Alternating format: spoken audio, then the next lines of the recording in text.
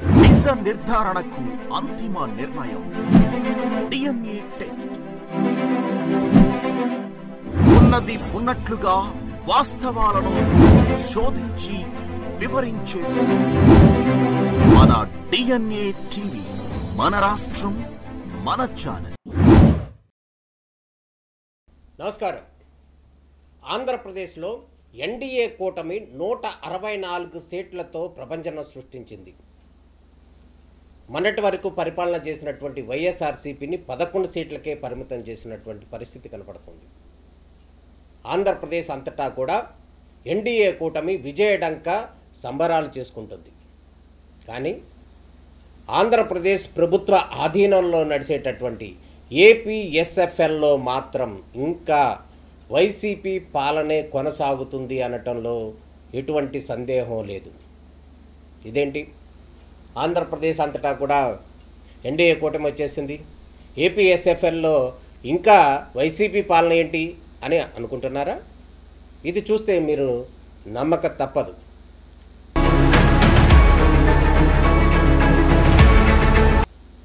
APSFL అనేది ఒక అద్భుతమైనటువంటి ప్రాజెక్ట్. రాష్ట్రంలో ఉన్నటువంటి ప్రతి ఒక్కరికి ఇంటర్నెట్ సదుపాయం, టీవీ కనెక్షన్, మొబైల్ సదుపాయం 149 రూపాయలకి ఇవ్వాలని చెప్పి నేటి ముఖ్యమంత్రి నారా చంద్రబాబు నాయుడు మానస పుత్రికగా భావించి ఒక అద్భుతమైనటువంటి ప్రాజెక్టుని రూపొందించారు. ఈ ప్రాజెక్టు యొక్క వివరాలు కనుక మనం చూసినట్లయితే చూడొచ్చు. ఏంటంటే గ్రామాలు అయ్యాయి కమ్యూనికేషన్ కేంద్రాలు, ఫైబర్ గ్రిడ్తో సత్వర ప్రగతికి బాటలు, నవ్యాంధ్రకు నవశకం, దేశానికే ఆదర్శం ఏపీ ఫైబర్ గ్రిడ్, ప్రతి ఇంటికి బ్రాడ్బ్యాండ్ సేవలు, 149 రూపాయలకే 250 ఛానల్స్, వైఫై, టెలిఫోన్, 2019 నాటికి 1 కోటి కనెక్షన్లు చేయాలనేది నాటి ప్రభుత్వ లక్ష్యం. అంటే అప్పుడు చంద్రబాబు నాయుడు ప్రారంభించిన సందర్భంలో 2019 నాటికి 1 కోటి కనెక్షన్లు పెట్టాలనేది అప్పుడు చంద్రబాబు నాయుడు గారు భావించారు.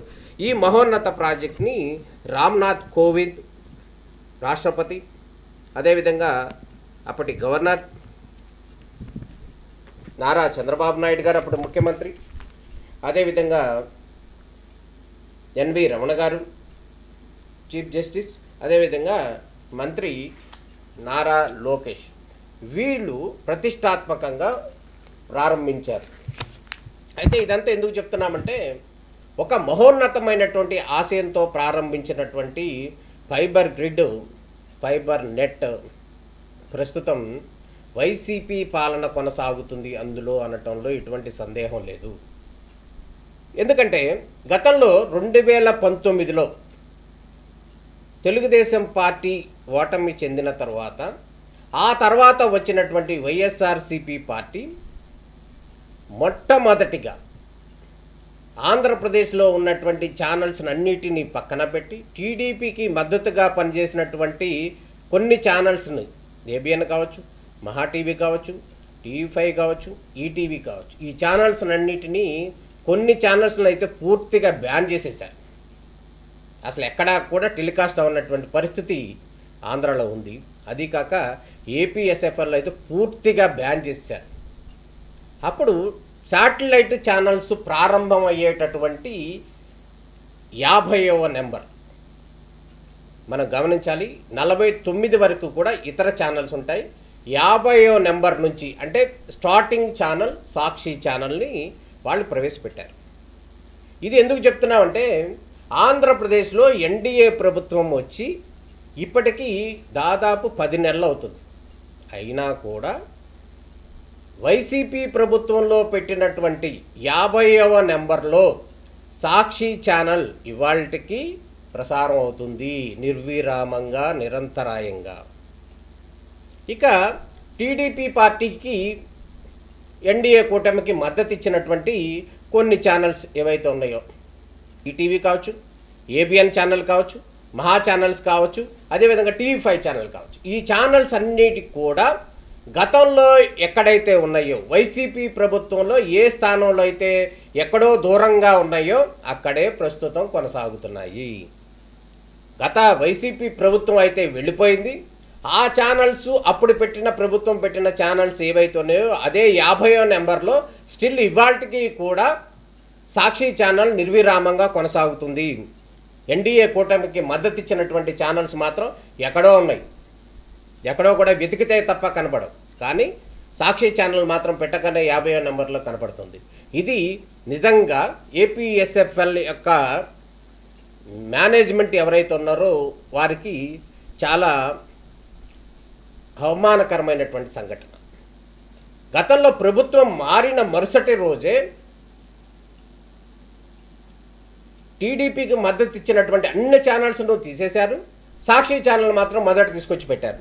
అప్పుడు తీసుకొచ్చిన ఛానల్ ఇప్పటికీ 50వ నెంబర్లో అదే స్థానంలో కొనసాగుతుంది. స్టిల్ ఛానల్ నెంబర్స్ను కూడా మార్చలేకపోయారు. ఛానల్స్ని బ్యాన్ చేయటం కాదు, తీసేయటం కాదు, ఇంకోటి కాదు, అసలు ఛానల్ నెంబర్ వైసీపీ ప్రభుత్వంలో పెట్టినటువంటి ఛానల్ నెంబర్ మొట్టమొదటి ఛానల్ 50వ నెంబర్ది అదే ఛానల్ స్టిల్ ఇంకా కొనసాగుతుంది అంటే పరిస్థితి ఏ విధంగా ఉందో అర్థం చేసుకోవచ్చు. అయితే గతంలో వైసీపీ ప్రభుత్వం మీద పూర్తిగా వన్ సైడ్గా బాణాలు ఎక్కుపెట్టి ఎంతో ధైర్యంగా మాట్లాడినటువంటి జీవి రెడ్డి ఆయన ఏపీఎస్ఎఫ్ఎల్ చైర్మన్గా అయ్యారు. ఏపీఎస్ఎఫ్ఎల్ చైర్మన్గా అయిన తర్వాత కూడా అంటే దాదాపు 4 నెలలు అవుతుంది. అయినా కూడా అక్కడ ఏపీఎస్ఎఫ్ఎల్లో పేరుకుపోయి ఉన్నటువంటి వైసీపీ జాడ్యాన్ని పూర్తిగా తొలగించలేకపోయారు. చైర్మన్ను తీసుకుంటున్నటువంటి నిర్ణయాల్ని పూర్తిగా మోకాలడుతున్నటువంటి పరిస్థితి అక్కడ ఉద్యోగుల్లో కానీ అక్కడ వాతావరణం నెలకొంది. ఈ పరిస్థితుల్లో అక్కడ ఉన్నటువంటి కొంత మేరకు మాత్రమే జీవి రెడ్డికి కొంతమంది మాత్రమే తొలగించారు, కానీ పూర్తి స్థాయిలో ఎటువంటి ప్రక్రియ అయితే చేపట్టలేదు.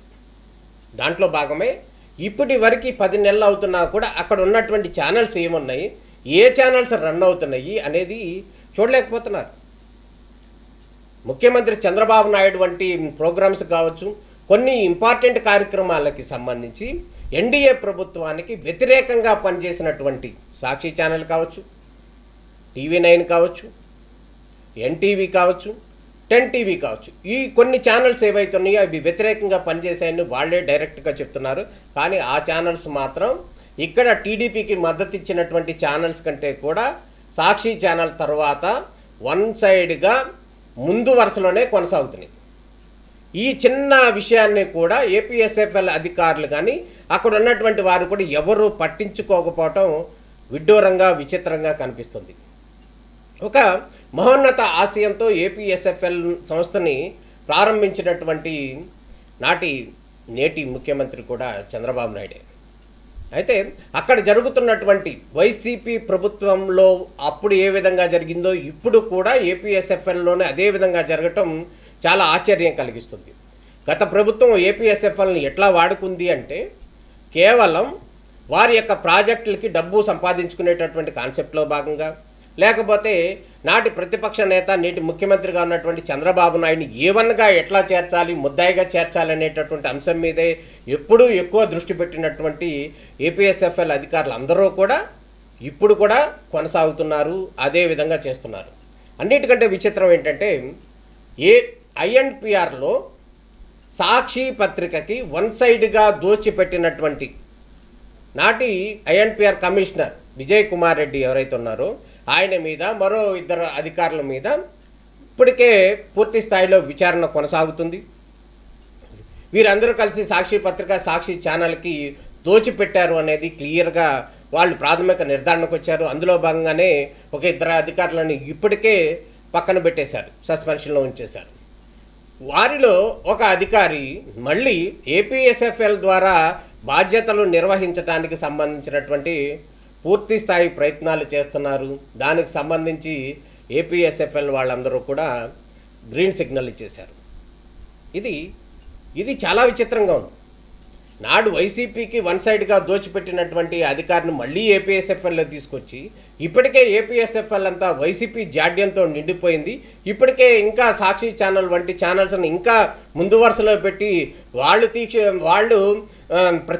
ప్రత్యక్షంగా చూస్తున్నారు. వాళ్ళు చూసింది కాకుండా రాష్ట్రంలో ఉన్నటువంటి ప్రజలందరికీ కూడా ఛానల్స్ ద్వారా సాక్షి పత్రికలో సాక్షి ఛానల్లో ఆంధ్రప్రదేశ్ ప్రభుత్వం మీద దుమ్మెత్తి పోసేటటువంటి కాన్సెప్ట్ ఏదైతే ఉందో ఆ కాన్సెప్ట్ అందరినీ కూడా ప్రజలందరికీ కూడా దగ్గరుండి చూపిస్తుంది ఎవరంటే ఏపీఎస్ఎఫ్ఎల్ ఒక ప్రభుత్వానికి సంబంధించినటువంటి కార్యక్రమాలను మాత్రమే చూపించాలి. కానీ సాక్షి మీడియా ద్వారా ఆంధ్రప్రదేశ్ ప్రభుత్వాన్ని నిత్యం బూతులు తిట్టేటటువంటి కార్యక్రమం వాళ్ళందరూ చేస్తున్నప్పుడు ఆ ఛానల్స్ అన్నిటినీ కూడా పూర్తి స్థాయిలో ఆంధ్రప్రదేశ్ మొత్తం అన్ని ఇళ్లలోకి కూడా వాళ్ళు చూశారో లేదో కానీ ఏపీఎస్ఎఫ్ఎల్ ద్వారా మాత్రం ఏపీఎస్ఎఫ్ఎల్ అధికారులు ప్రజలందరికీ కూడా పనిగట్టుకుని చూపిస్తున్నారు. ఇది ఎన్డీఏ కూటమికి చాలా ఇబ్బందికరమైనటువంటి అంశం. ప్రభుత్వ సంక్షేమ పథకాలు ఏవైతున్నాయో వాటిని మాత్రమే చూపించాలి, అదే ముందు వరుసలో ఉన్నటువంటి ఛానల్ ద్వారా చూపించాలి. కానీ ముందు వరుసలో మొదటి 50వ నంబర్లో మొదటి శాటిలైట్ ఛానల్గా ఉన్నటువంటి సాక్షి ఛానల్లో ప్రభుత్వ వ్యతిరేకమైనటువంటి న్యూస్ అన్నిటినీ కూడా వడగట్టి కట్టుకథలు తయారు చేసి వాటిని ప్రజలకి వినిపించటం చూపించటం అనేది చాలా విచిత్రంగా కనిపిస్తుంది. ఈ చిన్న లాజిక్ కూడా ఆంధ్రప్రదేశ్ ప్రభుత్వానిలో ఉన్నటువంటి పెద్దలకు తెలియదా? ఏపీఎస్ఎఫ్ఎల్ అధికారులకి తెలియదా? ఐఎన్పిఆర్ అధికారులు కూడా దీని మీద దృష్టి పెట్టాల్సినటువంటి అవసరం ఉంది.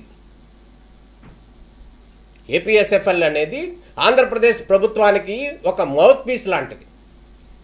ఆంధ్రప్రదేశ్ ప్రభుత్వానికి ఒక మౌత్ పీస్తో పాటు నారా చంద్రబాబు నాయుడు ఈ మానస పుత్రికగా ఇది దేశంలోనే ఒక ఉన్నతమైనటువంటి ఆర్గనైజేషన్గా తీసుకొచ్చారు.